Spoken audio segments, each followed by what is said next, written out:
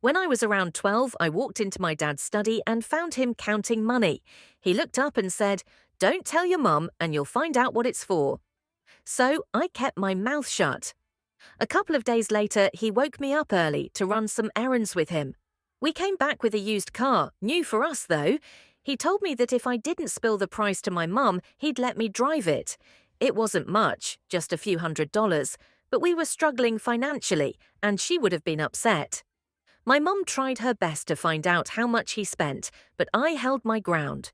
And true to his word, whenever we found an empty parking lot or a deserted road, he let me drive.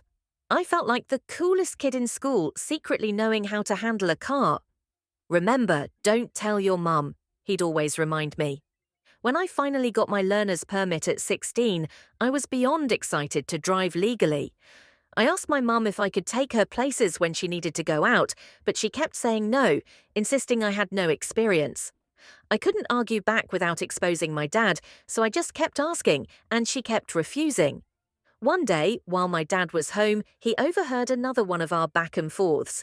He walked into the room, gave me a knowing nod, and told my mum, "He's a better driver than you anyway." Then he tossed me the keys and spilled the whole secret. I was beyond excited, cheering, "I can drive! I can drive!" Dad just smiled and said, "If you can keep a secret that long, you can keep the car too."